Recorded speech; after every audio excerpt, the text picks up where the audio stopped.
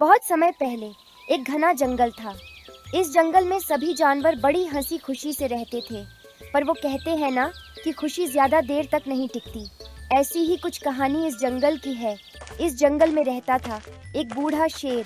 वह एक समय का राजा हुआ करता था, पर अब वह कमजोर हो गया, लेकिन उसकी भूख अभी भी जिंदा थी।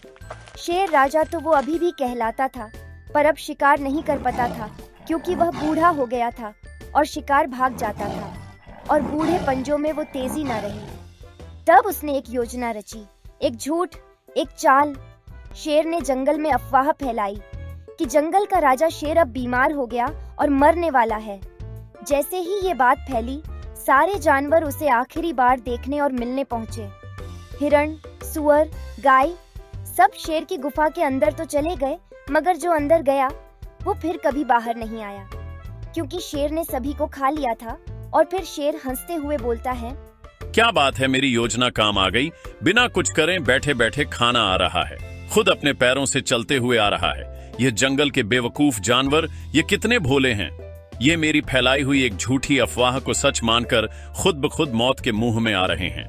अब बस एक और शिकार आ जाए तो मेरा पेट भर जाएगा। और वैसे भी ऐसी दावत तो पहली बार हाथ आई है। अगर मुझे इस योजना के बारे में पहले पता होता तो मुझे जवानी में ज्यादा मेहनत करने की जरूरत ही नहीं पड़ती। पर जंगल में एक जानवर था जो सबकी तरह भोला नहीं था, और वह था चालाक लोमड़ी। जब लोमड़ी ने सुना कि शेर बीमार है और मरने वाला है, तो वो भी चल पड़ी उसकी गुफा की ओर। लेकिन जैसे ही वो गुफा के पास पहुंची, उसने देखा कि मिट्टी पर पैरों के निशान, सभी निशान अंदर जा रहे थे, लेकिन एक भी निशान बाहर नहीं आ रहा था। लोमड़ी गुफा के बाहर से ही बोली, अरे ओ शेर भैया, तुम्हें देखने आई हूँ। क्या तुम ठीक हो? मैं तुम्हें दूर से ही देखने आई हूँ। बस मैं अंदर नहीं आ सकती क्योंकि मुझे तुम्हारी चाल के बारे में पता चल गया है। तुम्हें क्या लगा मैं बाकी जानवरों की तरह तुम्हारी चाल के अंदर फंस जाऊंगी? मैं इतनी भी बेवकूफ नहीं हूँ। शेर ने अंदर से आवाज दी, अरे लोमड़ी बहन, डर क्यों रही हो? मैं तो बुढ़ा और बीमार हूँ और मरने ही वाला हूँ।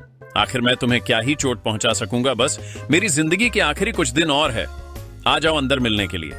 हाँ हाँ, तुम तो हमेशा सही कहते हो। और काश मैं तुमसे अंदर आकर मिल लेती, पर मेरा अभी मरने का मूड नहीं है, क्योंकि मैं देख रही हूँ जो भी अंदर गया उसके अंदर जाने के निशान तो है, पर बाहर आने के निशान नहीं है।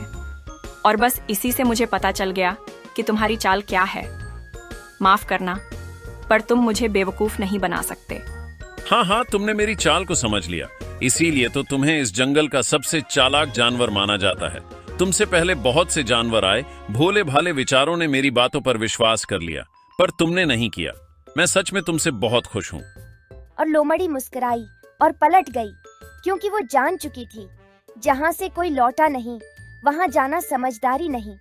और लोमड़ी ने अपनी जान बचा ली और वह आराम से वहाँ से निकल गई। और लोमड़ी ने सोचा कि लोग कितने भोले होते हैं, वह किसी की बातों में आ जाते हैं।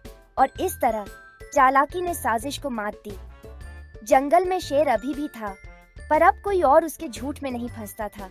कहानी से सीख मिलती है कि हमें हर किसी पर भरोसा नहीं करना चाहिए और हर किसी की बात को सच नहीं मानना चाहिए। अगर आपको यह कहानी अच्छी लगे तो हमारे चैनल को लाइक और सब्सक्राइब जरूर कीजिए।